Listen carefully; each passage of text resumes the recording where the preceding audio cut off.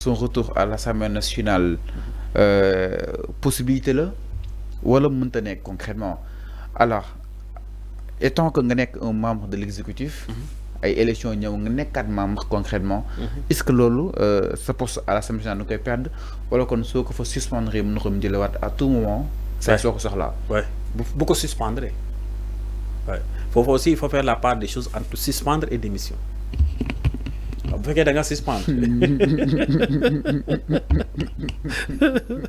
Fallou, vous êtes journaliste président Macky Sall Diomaye autant pour moi nommé le ministre de la communication mais tu vas arrêter tes activités de journaliste.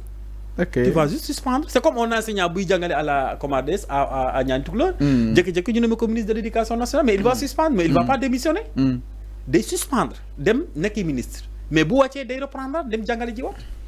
Mais c'est la même chose.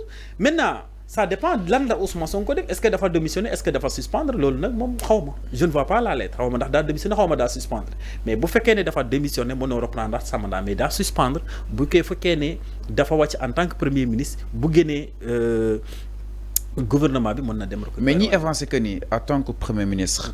wala élection yi am après mu nekk premier ministre. laa mën ko jëlaat mais su ko nekkoon après li nga xam ne que moo di élection yi nekk député laa mën na ko dem reprendre concrètement élection am c'est-à-dire maanaam man Fallou journaliste la ku ma nommé tamit journaliste la si laa nekkoon déjà su ma ko jógee damay ñëw retrouver sama poste mais su nekkee avant ngay nekk député wala kon ba nga nekk wala kon comme maanaam bu ñu ko nommé woon ministre avant waaw bu ñu ko nommé woon ministre avant donc konoon du mën a kon day démissionné ci gouvernement bi su ko nekkoon démissionné déet amul bu ko neexee mënoo nekk député nekk assemblée nationale en même temps bu fekkoon dañ ko nommé ministre mu bugg a nekk député avant muy nekk candidat député ci lay démissionné comment des fële nu mu tudd gouvernement bi on peut pas être avoir ces deux casquettes à la fois parce que la mission des députés c'est à la fois contrôler l'action du gouvernement tu peux pas s'auto-contrôler donc mënoo nekk député nekk ministre maintenant bu fekkoon ne bu mu nekkee ministre tey ñu organiser élection fekk ministre la mu bëgg a nekk député day démissionner ci gouvernement bi dem nekki député bu fekkee ne nag dafa actuellement comme ce qui s'est posé dafa nekkoon ministre dañ koo nommé ministre après mu doog a ñëw pour nekk député mu suspendre son mandat maintenant buñ ko wàccee bu ko neexee mu dem reprendre parce que les deux ne peuvent pas aller ensemble. C'est ça. Les deux mënuñoo dem ensemble. moo tax li mu wax noonu ne bu ma Diomaye kii wàccee woon ma delluwaat continuer samay activité ci assemblée il a raison. bu fekkee dafa suspendre son mandat c'est bien possible. Alors mais Abdou ba tey justement l'espère électoral di gën a xam ne que moo di Ndiaga Sylla mu réagir loo xam ni itam def na bruit concrètement par rapport ak wàllu bu nu mel pour reprendre exactement si mu nee na bien qu'effaçant les condamnations pénales aux yeux de la loi ne saurait annuler les effets d'une décision judiciaire devenue définitive en cours de mandat parlementaire. En l'espèce, la condamnation pénale de M. Ousmane Sonko a été rendue définitive par la décision de la Cour suprême rejetant son rabat d'arrêt. Cela ouvre la voie à l'application de l'article 61, dernier alinéa de la Constitution.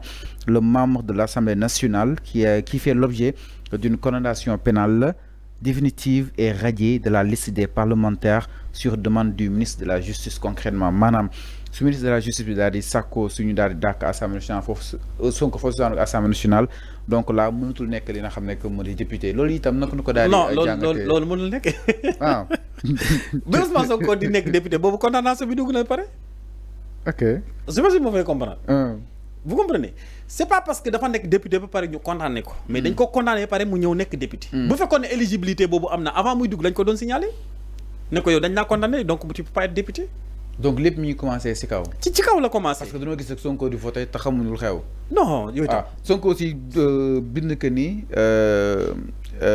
dugal ko ci Facebook am que ni il a été rétabli de ses droits entre autres. oui bien sûr il a été rétabli bien sûr ça c'est factuel. oui bien sûr kii lu mu wax c'est pas Ndiaga Sylla il a. mais charge yëpp wàccoon nañ ko. charge yëpp wàccoon nañ ko bu fekkee ne yow da ngaa postuler pour nekk député. da ngaa nekk député ba pare ñu condamné la boobu ministre de la justice par proposition mën nañ la wàccee mais c'est pas la même chose ñu condamné la ci biti nga ñëw dugg ba pare bu fekkee ne waroo dugg kenn du la bàyyi nga dugg mais du dugg ba pare ñu ne la gëneel parce que dañ laa condamné woon loolu amul. donc Cour suprême dafa annulé juste rabat d'arrêt bi nga xam ne itam les avocats d'Ousmane Sonko sàkkoon nañ ko pour mu xalaat li mu àtte woon. rabat d'arrêt bi loolu la comme yow da ngay ñëw nga bind une requête adressée à la Cour suprême pour tout simplement ñu revoir wala ñu annuler décision bi nga xam ne ñoom rendre noonu ko ci yow. Vous comprenez? Mais la Cour suprême motivation yi nga indi pour que ñu rabattre la décision qu'elle avait rendue.